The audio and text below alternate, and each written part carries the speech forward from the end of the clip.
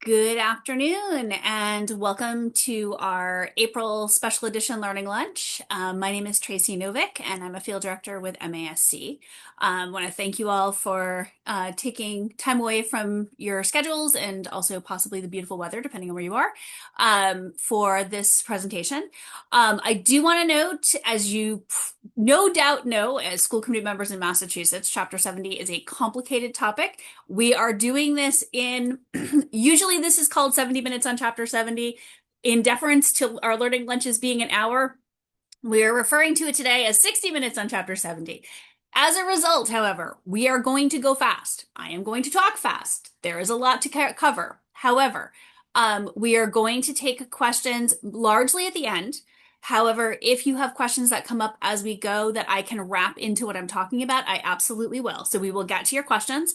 Also, do remember that this is both being recorded, and we'll be sharing that and the slides with you afterwards. You can go back on your own time and take as much time as you need. And then the other thing is we always emphasize at the association is that we welcome your questions. So the last slide here is going to have my contact information. You are always welcome to contact me or contact the other field directors with questions you have about this or any other topic. I'm happy to talk to people about their own information and their own districts. And we also, as you know, come out and do presentations on this. So you are the first to get the fiscal year 27 preliminary numbers as part of this presentation. Just have updated that this week, and it does include a little bit of information from the House Ways and Means budget, which, as you probably know, was released on Wednesday. I do think that it's important when we talk about Massachusetts school funding, though, to realize, first of all, that we've been doing public education in Massachusetts for a very long time. Of course, we have the first public school in the United States in Boston Latin, but we also had the first public school law, which was passed in 1647. And I raise this here not only to entertain you with the name of the law, which was the old Deluder Satan law, because we had to keep the kids out of trouble by sending them to school, but also to point to this as really being the first law that describes public education as an entity that gets funded from public resources. So the old Deluder Satan law of 1647 puts the responsibility of creating public schools, which were being mandated across the then colony of Massachusetts, on the local community. And in fact, if a local community didn't actually follow this law, by the way, they did actually, the colony government did actually fine the town or city for doing so. So this notion of this being a shared responsibility comes very, very early in Massachusetts history. Now, I will note that as sort of a side commentary, we never really got away from that. And I mean, any of you who, for example, are facing Proposition 2.5 overrides this year, or any of the other conversations you're having around local resources, may strongly agree with Fletcher Swift, who, writing in the 1920s, speaking of Massachusetts, said no state pursued so long and so completely the policy of placing almost the entire burden of school support upon local communities. And while that is less true now, it certainly is something that I think kind of threads itself through a lot of how we think about public education in Massachusetts. So that was, that was sort of a common theme. However, I will note that in our state constitution, which, as you may know, is the oldest written constitution that's still functioning in the world, we do have the first section that talks about public education as a responsibility of state government. John Adams, when he wrote this section, which was then passed by the Constitutional Convention, placed the responsibility of public education on the entirety of the Commonwealth and on the Commonwealth's government in doing so. And note, of course, that that's not just to educate the children, but it's necessary for the preservation of our rights and liberties. Now, that's lovely language. I would defer to Fletcher Swift as to how well we implemented it after 1780, however.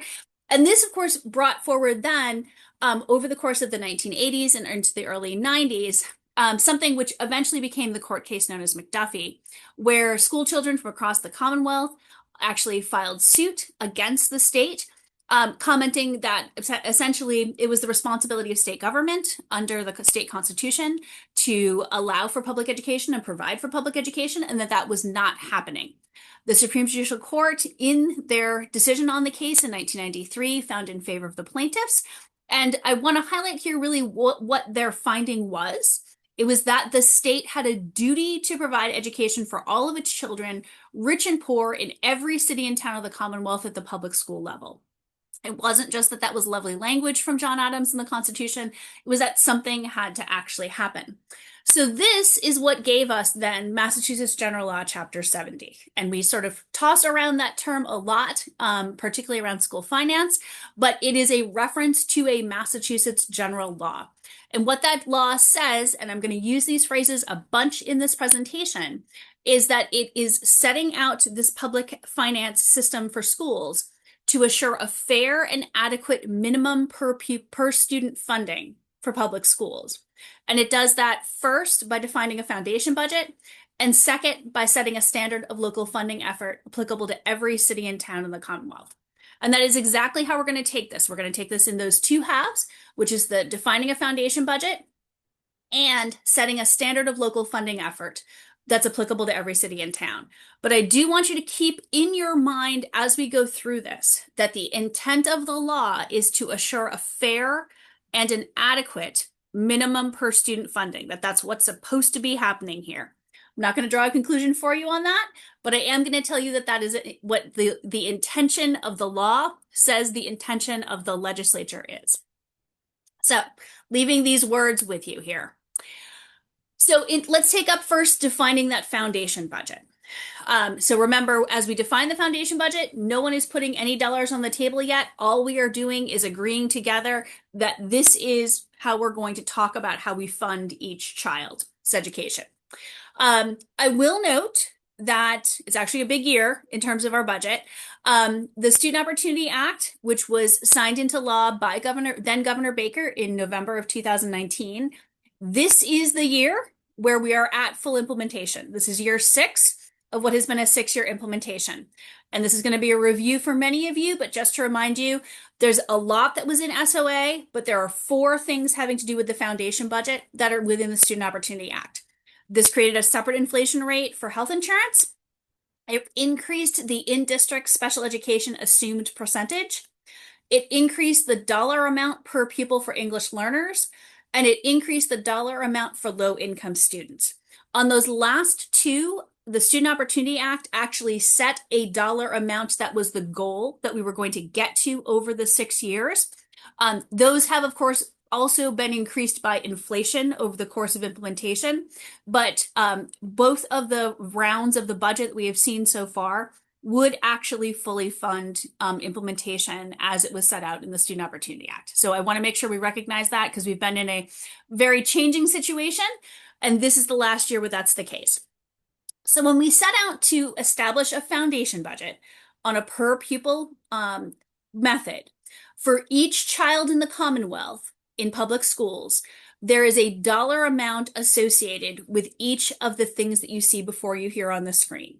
So in other words, what we're starting with is if you have a kindergartner who's in a classroom, there's a certain amount that it costs in order to serve that child in terms of teaching, in terms of administration, in terms of the rest of what you see here on the screen. We take those individual dollar amounts and we add them up into something called a base foundation amount. For FY27, so for the fiscal year that we are looking ahead to, which many of you are passing your budgets now for, these are the dollar amounts that are put within the foundation budget, again, on a per pupil basis. That per pupil calculation, by the way, is taken from your October 1 report to the Department of Elementary and Secondary Education of the previous year. So you might think of it as there being a bit of a year lag. So we're always funding next year based on the October 1 results of the previous year. This does, by the way, include an increase in from the Student Opportunity Act in terms of guidance and psychological services. To that base foundation amount, again, on a per pupil basis, for every student who's considered an English learner and for every student who's considered low income, there is an increment that is then added. As I noted, these are both increments that have been changing as a result of the Student Opportunity Act. In the case of English learners, part of also what happened through the creation of the Student Opportunity Act, it actually happened the year before, but was this breaking apart into recognition of 3 different levels within the grades. That is what you see in front of you. We have actually, with FY27, we've actually reached full implementation here. You'll note, of course, that the high school is the highest.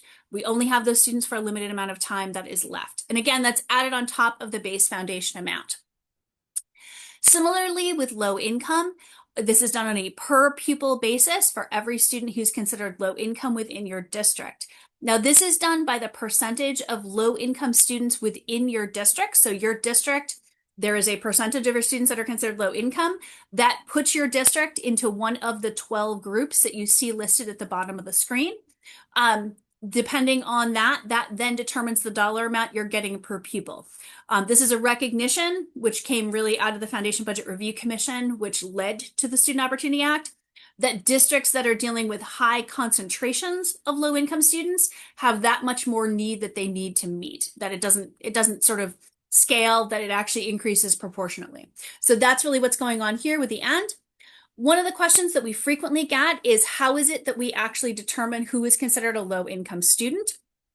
The state determines the number of students who are enrolled in the 4 programs that you see before you through direct certification. Literally, there is a matching process of your enrollment against the state list of who is enrolled in these other programs.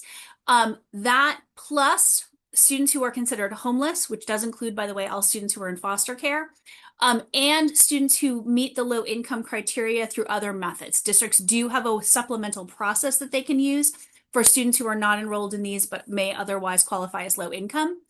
The intent here by state law is to measure students who are at 185% or below of the federal poverty level. So the federal level of what's considered poor or low income is not the same as what it is in Massachusetts. Partly, of course, this is a recognition of the high cost of living in Massachusetts.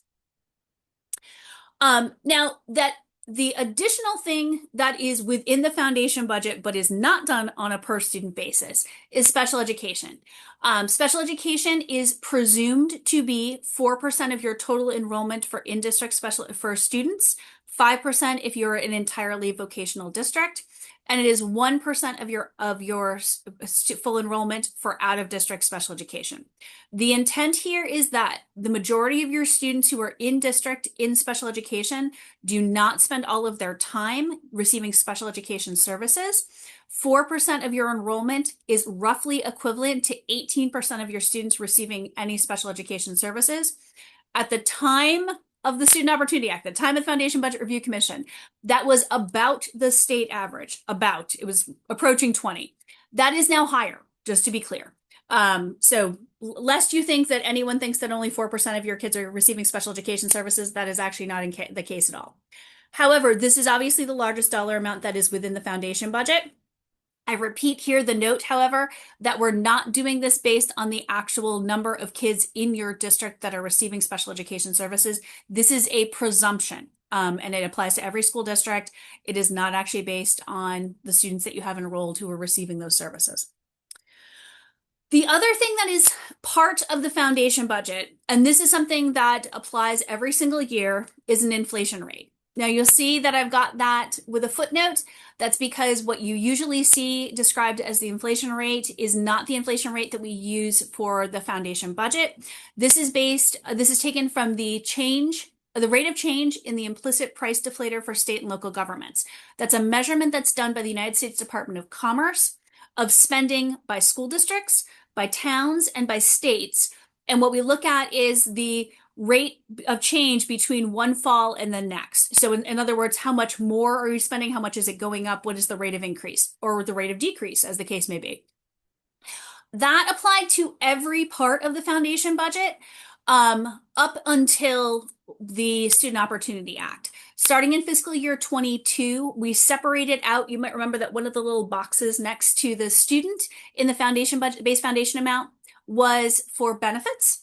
That now has its own inflation rate, which is a recognition which came through the Foundation Budget Review Commission, that inflation, health insurance in particular, is particularly high inflation. You often are seeing increases of 8%, 10%, and more. So this has its own inflation rate, which is tied to the state GIC rate of change. Um, the other change that came in fiscal year 22 is that the overall inflation rate is now capped at 4.5%. And you'll see that we actually hit the capped rate in fiscal year 23 and 24. Some of you may remember one of the things that MASC has been advocating for is to actually go back and try to either uncap those or reinstall that inflation that we missed. In those years, it would have been between 6, 7, or 8%, depending on exactly how you do the calculation. I did note here at the bottom of the slide what the inflation rate is for benefits. I don't like to run a merged rate because it really is only one part of the foundation rate. And I also think it's important for you to actually look at this. For those who maybe feel a little overwhelmed by the inflation rate and where does it come from and that kind of thing, the way that I would always suggest that you ask yourself the question is this. For your school district, are your costs increasing at 2.67% from last year to this year? And if the answer is no, and I'm going to guess that for the vast majority of you, the answer is no, then the inflation rate is not actually keeping up with your costs. And do remember that as much as the Student Opportunity Act, particularly for districts that don't have a lot of local reserves and do have a high rate of low income students, those increases that have been coming in terms of dollars often have been actually being spent on keeping up with the cost of inflation. That also is where a lot of districts are using additional local resources, whether those are ones that they simply are getting through the usual tax process or ones that they're having to go through for overrides. I did run across this New Yorker slide, which I added to the presentation because it made me laugh out loud and it seemed kind of in keeping with where a lot of your districts are, which is slow and steady, doesn't quite keep up with inflation, which is, I think, kind of where a lot of us are at this point. So in general, if we don't have the Student Opportunity Act, the foundation budget is going to change based on two things. It's going to change on who do you have actually in your classroom? How many kids are there? How many of them are English learners? How many of them are in fifth grade? How many of them are considered low income? That part is going to change from one year to the next. The other thing that's always going to change is that inflation rate. And the inflation rate is what, again, is designed to cover the cost increases that you naturally see from one year to the next. Now, we do, of course, also have had for the last 6 years the Student Opportunity Act implementation, which has been changing a lot of other things. This is the last year that is going to be the case. When we get to fiscal year 28, the only changes that we're going to see within the foundation budget are your enrollment changes and your inflation changes. There won't be anything else happening unless the legislature, of course, makes other arrangements, which, of course, they always can do. So just to give you an example, the town of Southbridge here in central Massachusetts, south of me, is really a good example to use in order for you to see both the impacts of the various kinds of sections within the foundation budget. So what I've done here is I've just consolidated the spreadsheet that comes out for Southbridge that gives its enrollment, the per pupil dollar amount, and then gives you a total for each of those categories. Note that everything that's in italics is above the base foundation amount. And I also did drop any categories that had zero. So for example, Southbridge does not have any half-day kindergartners. I'm sure I'm going to get a question about vocational. Note that Southbridge is actually part of Bay Path Regional as well. So most of the vocational students go there. The one vocational student I would suspect is probably one that is choicing into another district that has a program that isn't covered by Bay Path. Didn't check that, but that's usually what that means. So if we say that the enrollment of districts is part of what is most impacting your foundation budget, it's useful to have a sort of a picture in your head of what that's going to mean in terms of what your things look like over time. So this actually tracks Southbridge's enrollment back to 1995. Now you'll note that I talk here about foundation enrollment.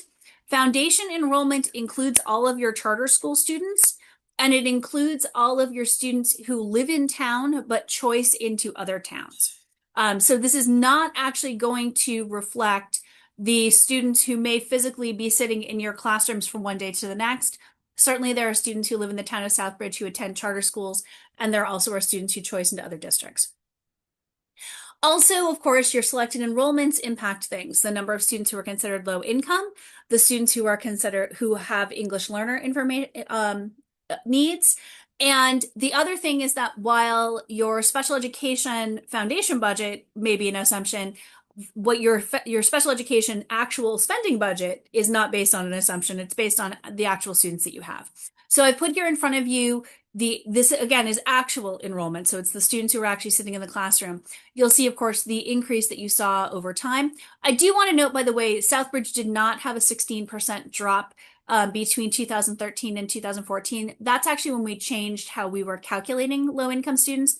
Just about every school district in Massachusetts has a similar slide. You might remember we actually changed the dollar amount that was associated with low income at the same time. That's actually when we moved to direct certification.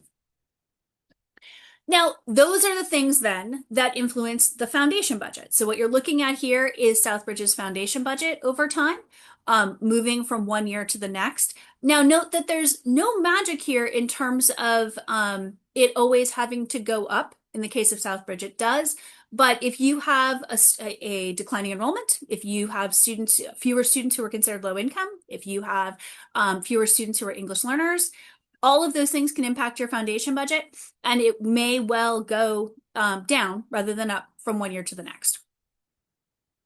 So that's actually then set a certain dollar amount that we're saying that the Southbridge Public Schools, and again, any of your public schools, need to have this fair and adequate minimum per pupil that we've said we're going to do in Massachusetts General Law, Chapter 70. Now we're going to go look and say, okay, how are we going to come up with that dollar amount? We're going to come up with a local funding effort that's going to apply the same to every city and town in the Commonwealth of Massachusetts, regardless of their local resources, regardless of their local demographics, their local tax structure, and so forth. So this is the second half then of the calculation. The state actually pulls two numbers in order to do this. It starts the entire thing off with that. I want to note, though, that something that we finally saw in the Student Opportunity Act that we hadn't seen before was this particular split, which was always assumed but was never written. The entire foundation budget for the whole Commonwealth of Massachusetts, so that big dollar amount, it's about $15 billion this year, is presumed the whole thing is going to split 59% local funding, 41% local funding, state funding, excuse me.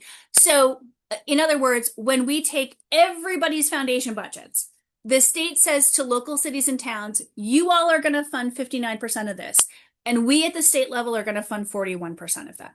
Okay, so that's one of the most important numbers that actually underlies the whole calculation.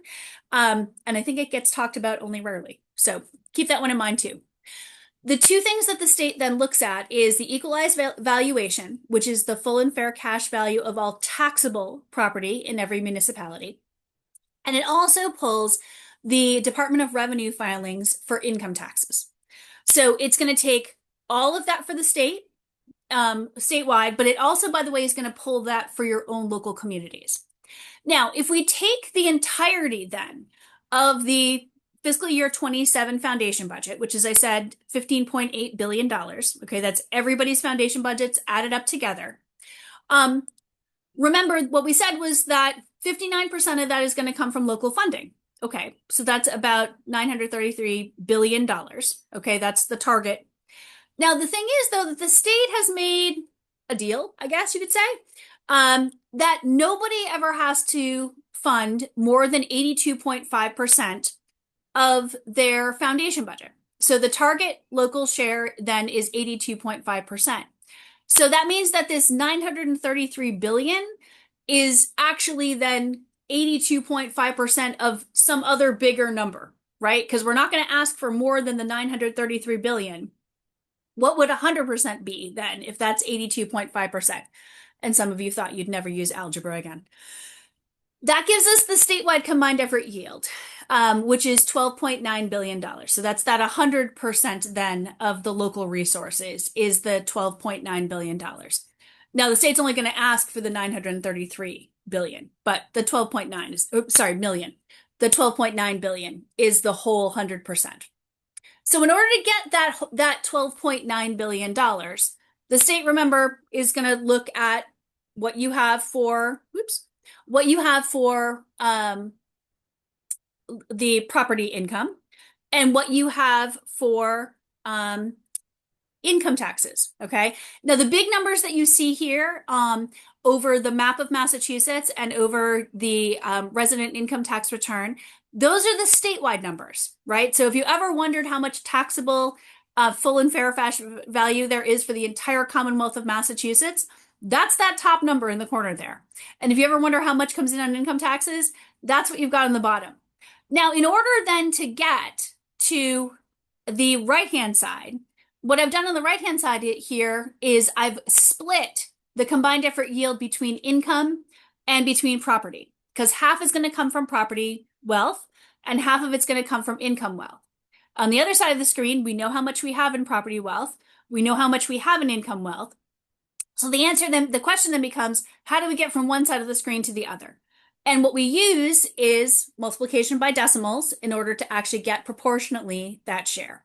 Okay. So again, the combined effort yield is what is the wealth that local communities can draw on. And half of that is going to come from income. Half of that is going to come from property. And how do we get from the property and income we actually have to that half and half? We do it through these decimals.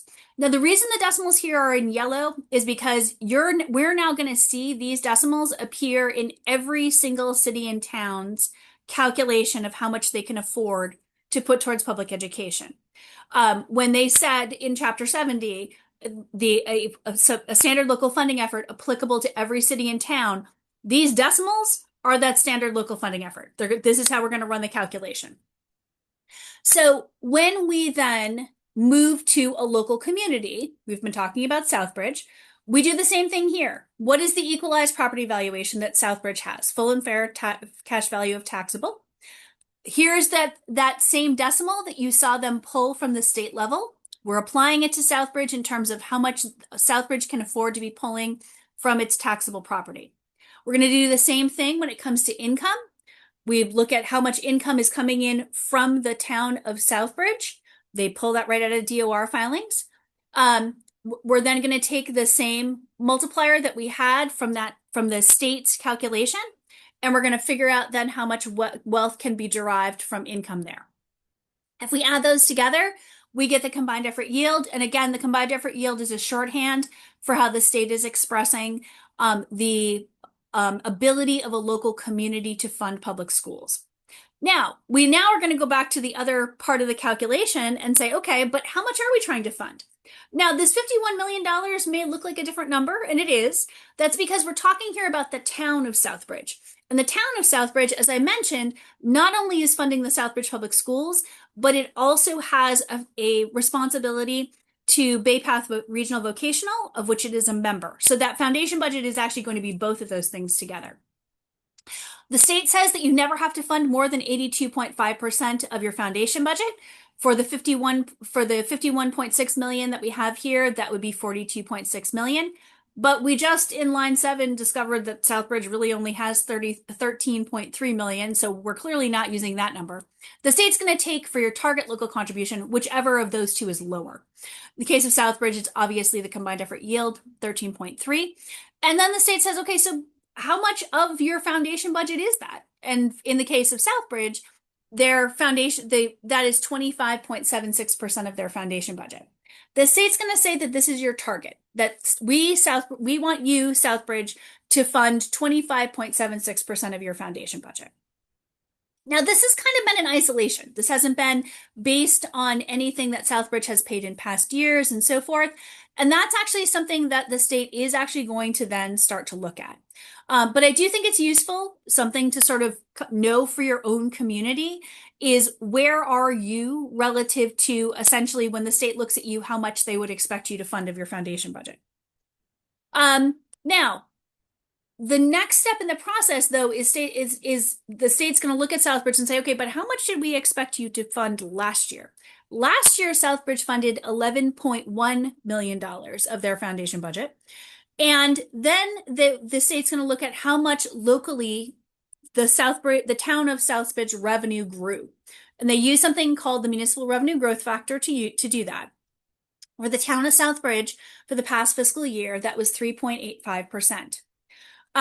So the preliminary contribution, they're going to take that left-hand side and they're going to multiply it by the municipal revenue growth factor of 3.85, and they're going to get to 11.5. And they're going to say to Southbridge, okay, $11.5 million is your preliminary contribution. But as I note here at the bottom, That doesn't get them to the 25.76% of their foundation budget, which was their target. It only gets them to 22.32% of their foundation budget. So the state is going to take an additional step in the next step. But I do just want to do a brief, I don't know, can one do an advertisement for a Department of Revenue decimal? Something that is useful to take a look at is your municipal revenue growth factor, because I know this time of year there's a lot of conversations around how much your local revenue is and how much it grew and so forth. And I think it's important to know that the State Department of Revenue actually does have a calculation and does actually run real numbers through the process. And while Proposition 2.5 gets spoken of a significant amount this time of year, and rightly so, it has enormous amount implications for our local tax structures. You should know that the municipal growth factor uses that as only one part of how much your municipal revenue grew, because it isn't the only way that your municipal revenue grew.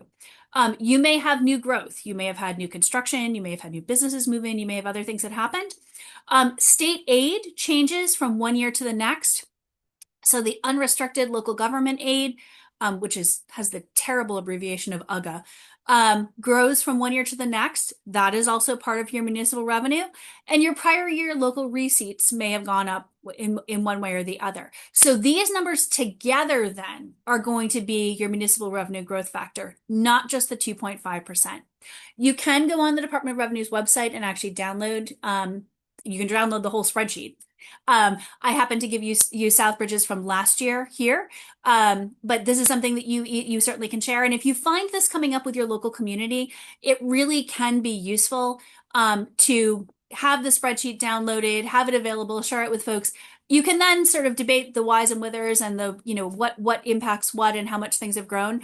But I do think it's useful to make sure that you've actually got the numbers on the table that, among other things, the state is using. Because certainly there are towns out there who say, well, how can our required local contribution go up by more than 2.5%? And the answer is because the state knows that you have resources beyond simply the 2.5% tax levy increase. I pulled Southbridge's over time. Again, among other things, this emphasizes that it generally is more than 2.5%. It is occasionally less than, because there may have been other things that impacted the local revenue. But I do think that that's a useful thing. And the other thing that I will say is, particularly for those of you who are in regional school districts, it can be really useful because we tend to get really focused on enrollment by town when we talk about regional school districts. Knowing the whole picture for towns, particularly when it starts to come into required local contribution, is very useful. So knowing things like, what is the taxable revenue sources? Where do they get to combined effort yield? But then also, how much has their municipal revenue grown from one year to the next? Can lead to, I hope, a more productive conversation. Certainly one that's better informed in terms of the things that are impacting your local required contributions to potentially a regional school district. So as I said, the state then is going to look at where it left Southbridge. It left Southbridge at $11.5 billion. And that was not actually at their target of the 25 and a bit percent there. So if you are below target, which most districts in Massachusetts are, most towns in Massachusetts are, if the shortfall is between 2.5% and 7.5%, they'll add 1% to your required local contribution. And if you're greater than 7.5, they'll add 2%. So those are based on, sorry, that should say I missed one, FY27 required local contribution amounts. So Southbridge is below target by 3.44%. That's between the 2.5 and 7.5. So they're going to add another 2% to it.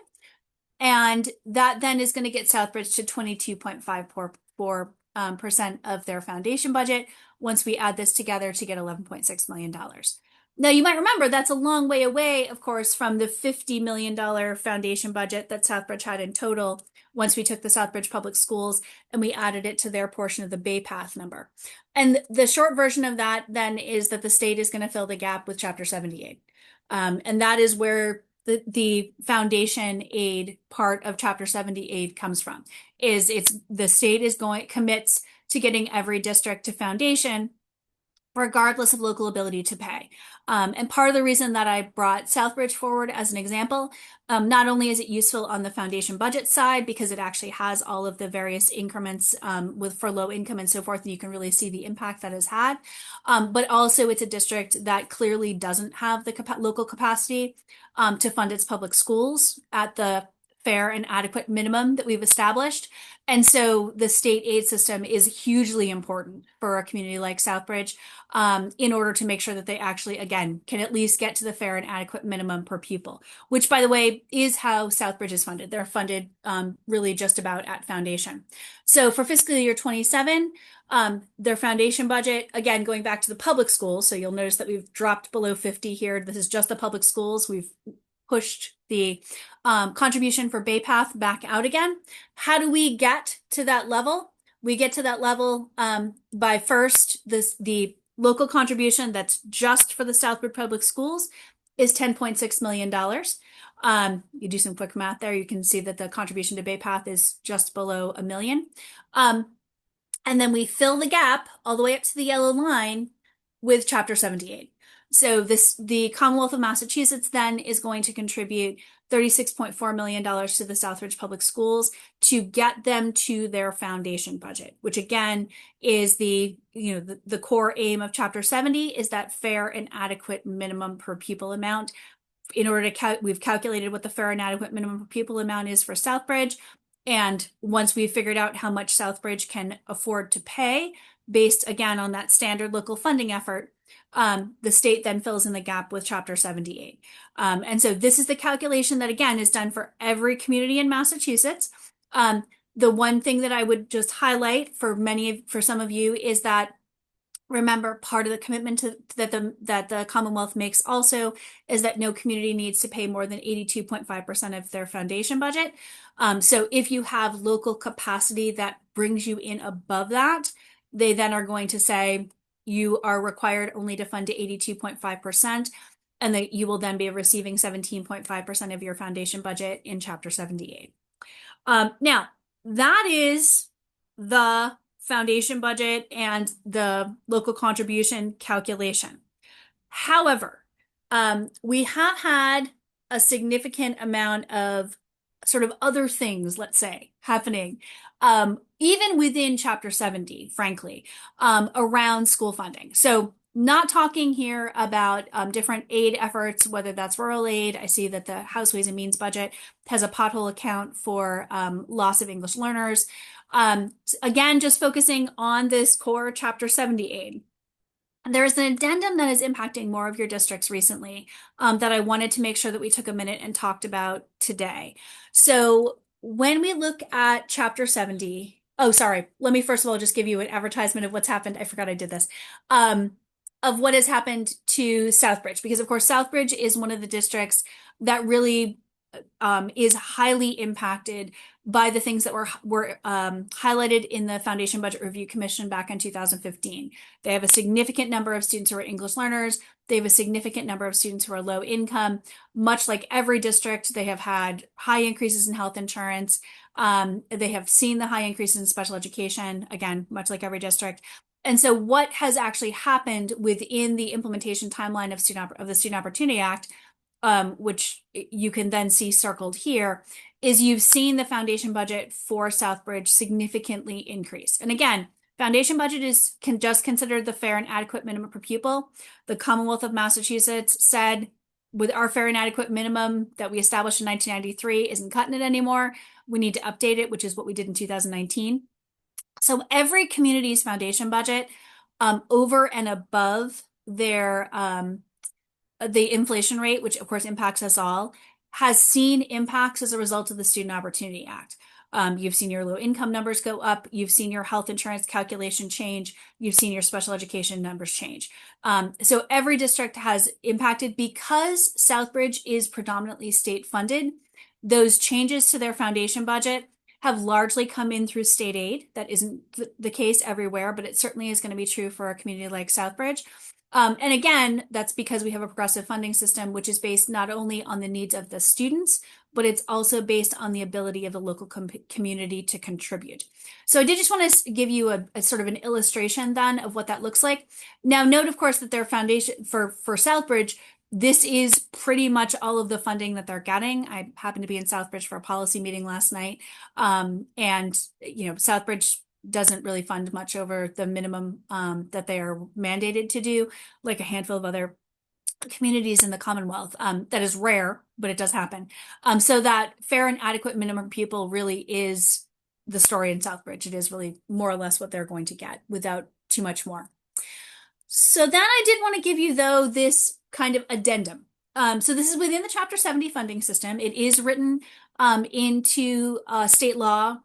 Well, part of it's written into state law as part of the Student Opportunity Act. Previous to that, it was something that was largely done year by year on a kind of budgetary basis. So in the case of Southbridge, of course, you saw that their foundation budget was going up year over year. Part of that is the foundation budget increasing because of the Student Opportunity Act. Part of that is that inflation increases their foundation budget year over year. And they are, of course, primarily state funded. So Southbridge is getting increases in state aid from one year to the next, at least particularly recently with a result of both inflation and the Student Opportunity Act. Now, if your community weren't to get more state aid from one year to the next, what then do we do? Now, I want to give a note here. I'm going to give you an example from the town of Franklin, and it's not because I'm picking on Franklin. It's because much like Southbridge is a good illustration that clearly shows everything from how does the foundation budget get put together to how are we impacted by municipal ability to contribute. Franklin is a really good example of what happens if your state aid isn't increasing year over year, and then how that compounds over time. So that's why I'm using Franklin here.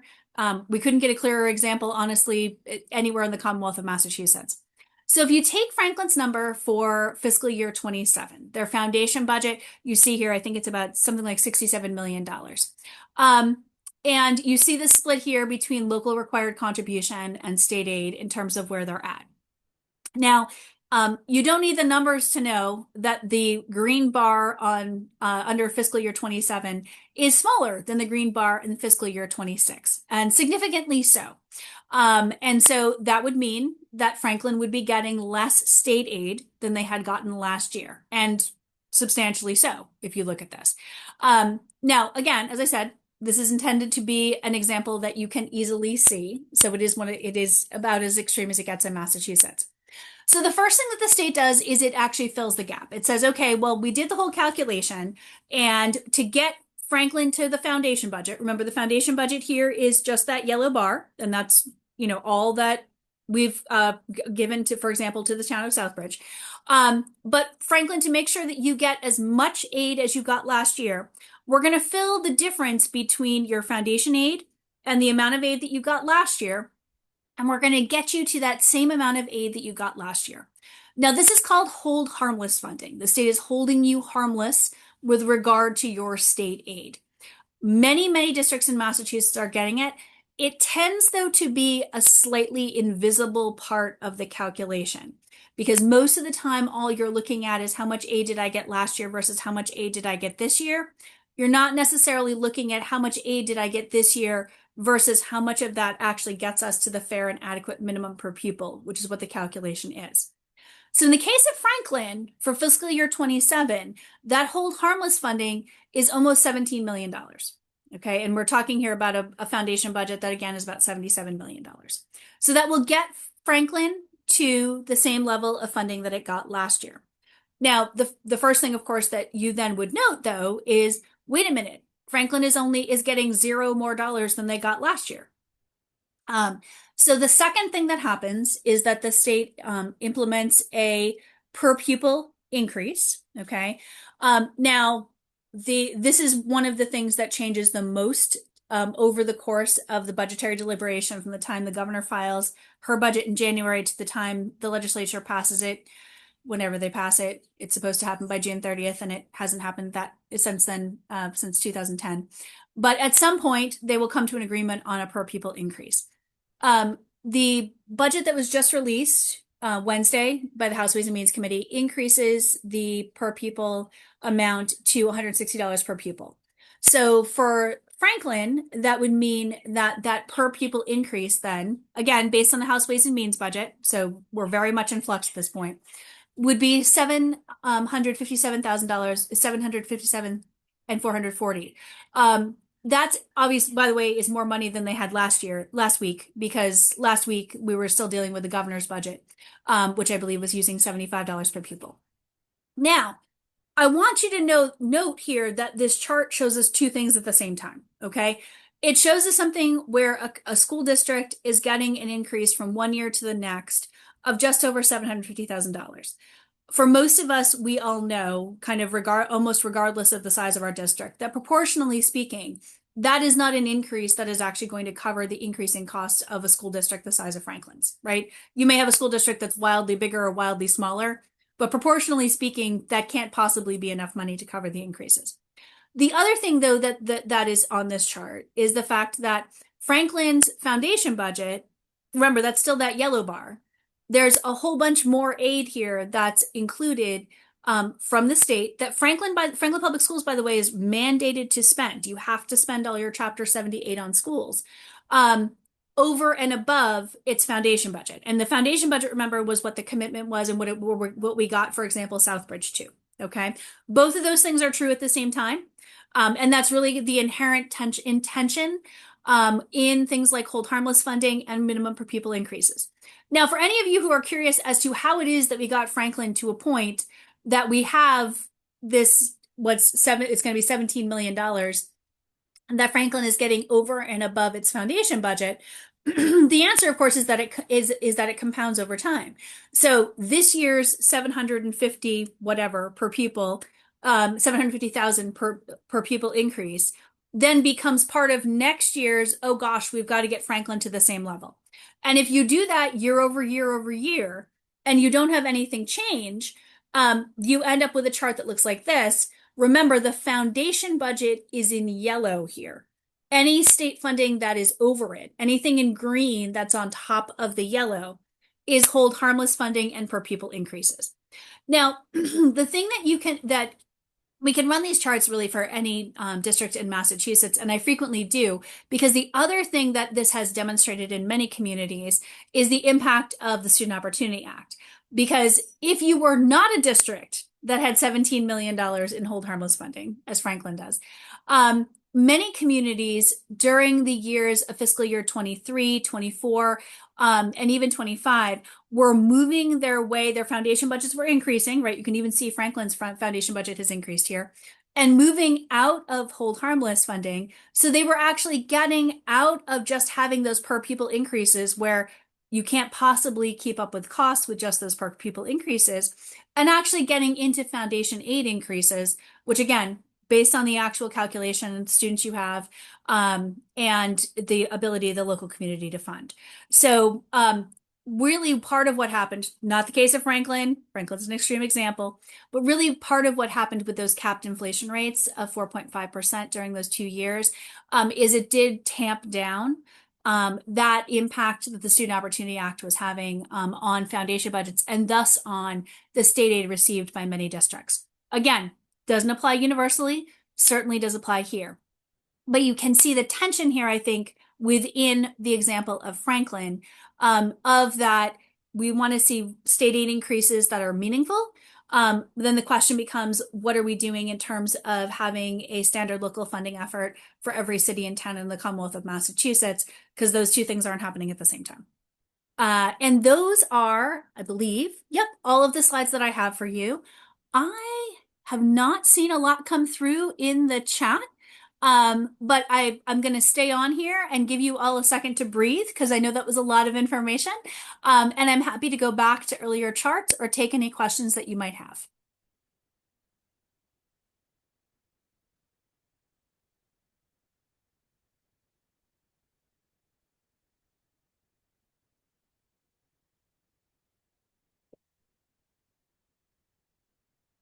The other thing I will note, by the way, is that something that's a good thing to keep an eye on is what the impact of the per pupil increases have on your budget. So an interesting one, for example, is that the Chelsea Public Schools moved from foundation aid to hold harmless and a per pupil aid. Well, they don't have any hold harmless, but just a per pupil increase because they were at something like an $83 per pupil increase with the governor's budget. They've actually now moved over into receiving just the per pupil increase when because the per pupil increase went to 160. So something the state does do is it does the comparison to say, are you getting at least this much more? And if you aren't getting at least that much more, they will make sure that you have that much more.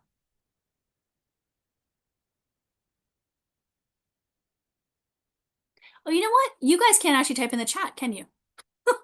That just says panelists and hosts, or can anyone do that?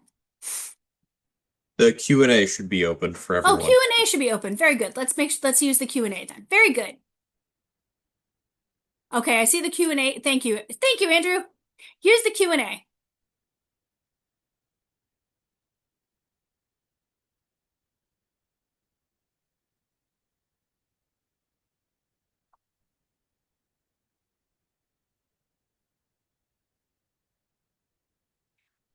So the question is, if you're interested in running a report for your town district, is there support available to help?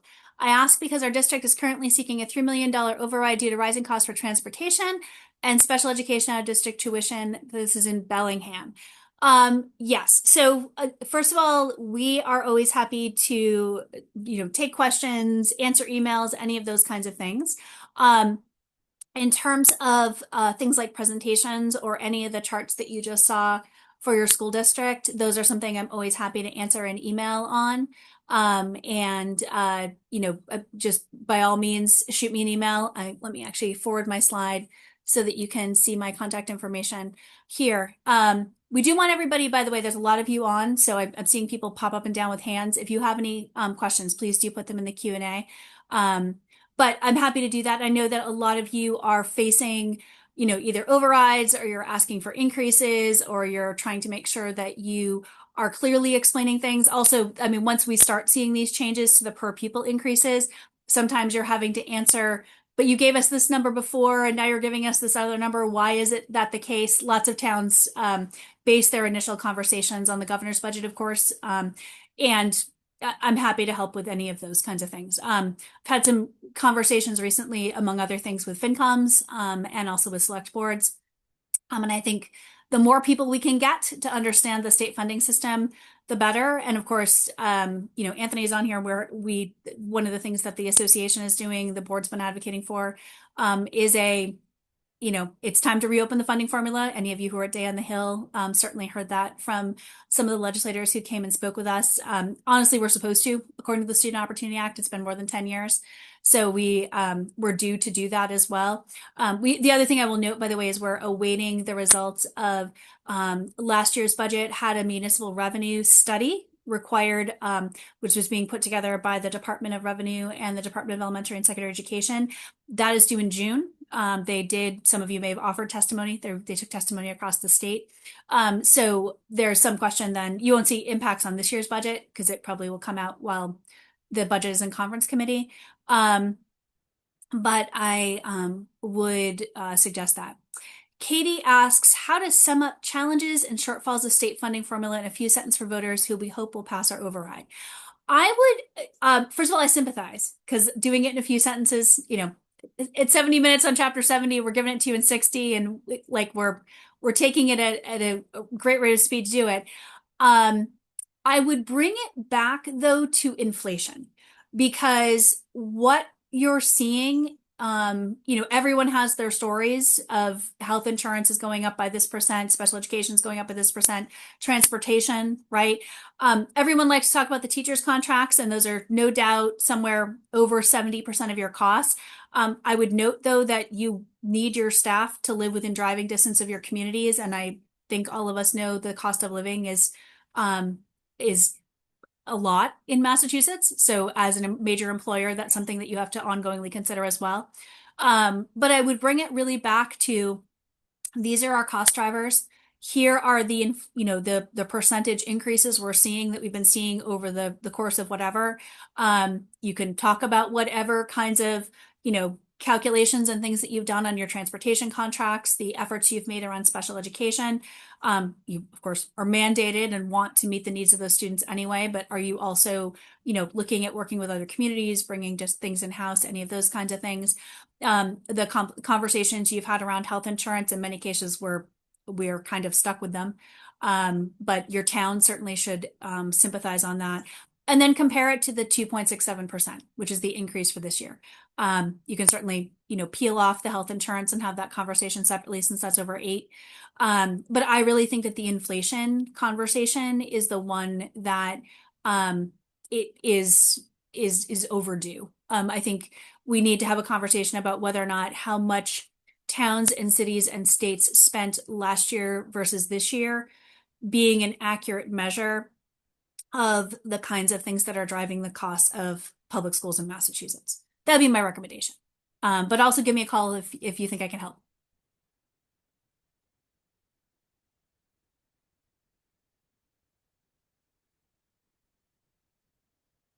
Anything else?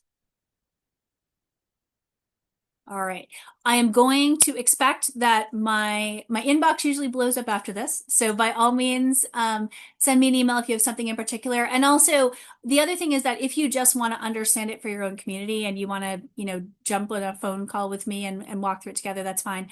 The other thing is that I do periodically do presentations. I think I'm due to do one even next week in a community that actually talks through a local community's numbers. And particularly as we're having conversations both about local resources and state aid, that can be a meaningful one to have as well. But I do want to thank you all for being on here. I always think that it does us all good when we all understand the funding formula better. We can be better advocates and we can make better decisions. So good luck to all of you as you go through your budgets. I'm watching the headlines. I know it's tough out there, but do use this as a resource as we can help. Thanks and enjoy your weekend.